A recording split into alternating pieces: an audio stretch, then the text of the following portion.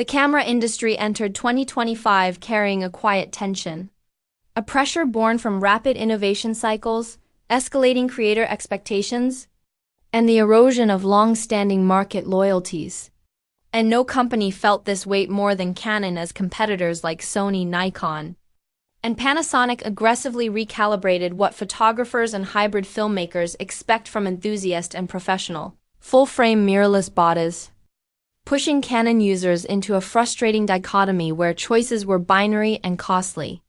split between resolution-centric bodies like the EOS 5 series and speed-dominant flagships, like the EOS 3 series and 1 series. Until now, because the talk surrounding the EOS R4 has shifted rhetoric entirely, moving away from incremental improvements and toward disruption, driven by supply chain whispers, prototype sightings, registered model numbers, antenna configuration changes, and increasingly credible leaks from publications and insiders ranging from regional distributors in the United States to Asia-based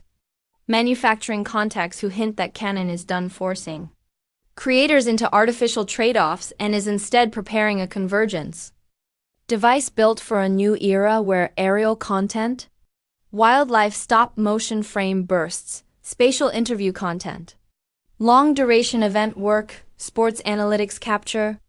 hybrid documentary workflows, AI-augmented post-production pipelines,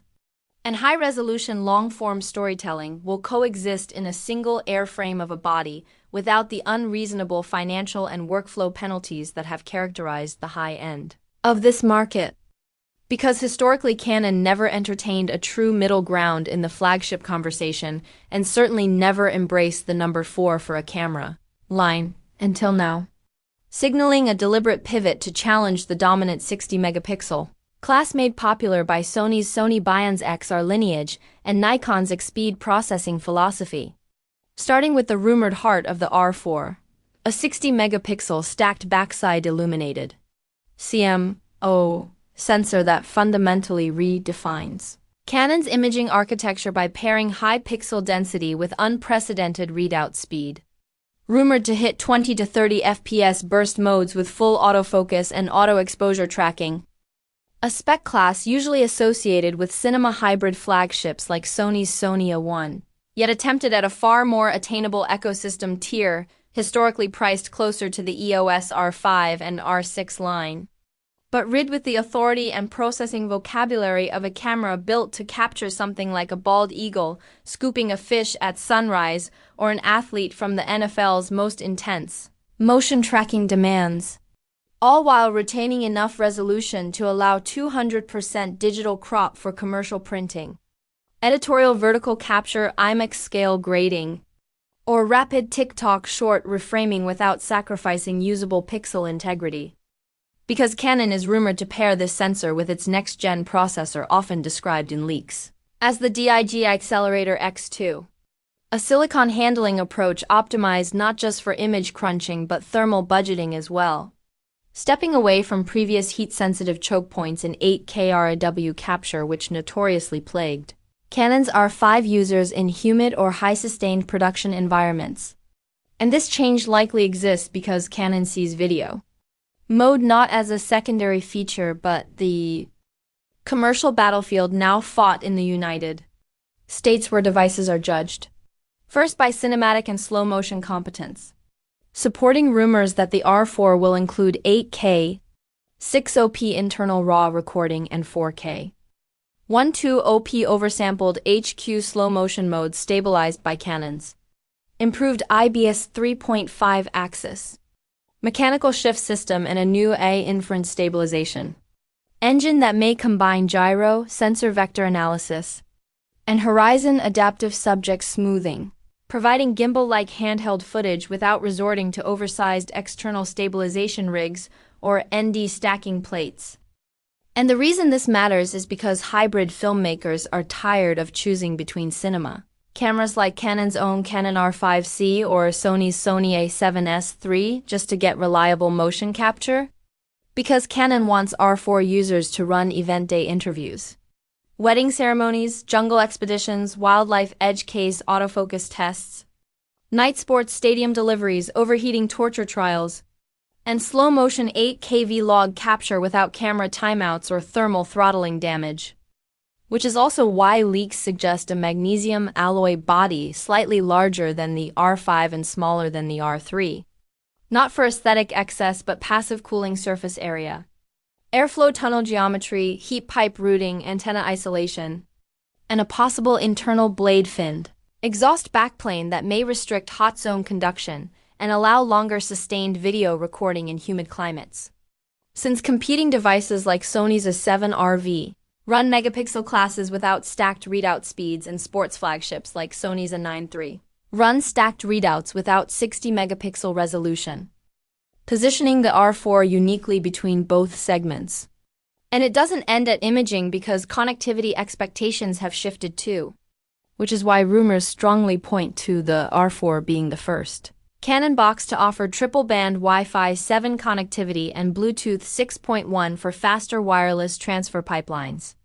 plus improved 5.8 GHz OQ-Sync style RF concepts borrowed from DJI's transmission vocabulary, allowing accelerated 4K, spherical monitoring or long-distance location scouting over wireless without buffering compression errors. But again, Wi-Fi speeds will be affected by router topology, ISP upload and download throughput, RF congestion, local interference laws. And whether you pair the camera with enterprise routers like those from Netgear or SP plans from providers like Comcast. But where Canon wants the R4 to shine even more than connectivity is smart ecosystem integration. Because the R4 is rumored to double as a faster hub for creator workflows using apps, like Canon's own Camera Connect as well as Adobe's post-production pipeline, supporting AI inference not just on camera but in post as well, bridging the gap between creative capture and object-aware neural processing and reducing reliance on third-party modules for optical stabilization. And while competitors like Panasonic shipped better codecs first, Sony shipped better autofocus first and Nikon shipped better EVF resolution first, Canon is tired of chasing and instead wants to unify these priorities into a device where autofocus is not reactive but proactive, powered by deep learning models likely trained on curated motion dictionaries for sports, wildlife morphology, and macro classification, enabling eye tracking that recognizes birds, mammals, amphibians, reptiles, and insects in flight, possibly even identifying tiny high-speed subjects like airborne dragonflies or field subjects like ground foxes in motion, delivering focus priority exactly where needed even in cluttered backgrounds such as dense forests, soccer nets, football field banners, chaotic mapping grids, rainy night stadium lights, or jungle canopy backdrops. Because rumbling strongly suggests that the R4 will revive eye control, which tracks the user's pupil and redirects lens focus exactly where the photographer is looking through Canon's EVF, a feature Canon introduced decades ago and is rumored to ship refined again for perfect tracking. Not only that, but ergonomic leaks show that the dual old touch-enabled controller layout is likely to remain similar to the R5, offering a rotatable 2.1-inch rear touchscreen and a landscape-only front button mapping strategy that may include tactile zoom steps or instant custom shortcuts, solving one of the biggest handling complaints from Pocket 3 users who found zoom controls clumsy,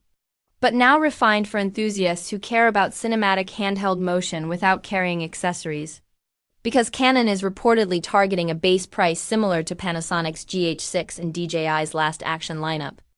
rumored to launch during Canon's late 2025 global event window and priced just under Sony's A1 class historically, maybe hitting $2,499 or $2,799, depending on internal storage and codec variant choices, positioning it between the price of forward-facing hybrid kits and flagship cinema rigs. But this camera isn't only competing on specs, it's competing on perception.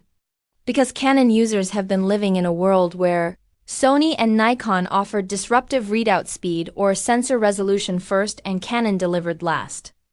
And the conversation now feels different because the R4 isn't being leaked by brand spokespeople but by hands-on sightings in manufacturing tunnels, benchmarking spreadsheets, certified charger prototypes, and controller layouts tested in the US market by early testers, analysts, and regional content creation pilots who suggest the R4 is a mini A1, not because it's smaller in power but smaller in compromise, positioning it uniquely for hybrid creators mixing sports, wildlife, and long-form cinema diaries. And the reason this matters for launch pressure is because 8K RAW capture devices like the R5 were famous for overheating choke points, and Sony's A1 was expensive but thermally controlled. But the R4 is rumored to include a smarter thermal budgeting path using passive magnesium conduction, inhale isolate exhaust airflow routing, and shielded stacked readout circuits that reduce heat damage during long recording sessions in humid climates such as jungles or US stadium productions, giving it broader appeal than niche enthusiast tools and making it more competitive for mainstream creators who want reliability and cinematic lens. And if Canon nails onboard audio, offers refined eye control AF, delivers clean 8K slow motion capture, and improves battery endurance substantially, possibly even offering dual battery or hot swappable battery variants,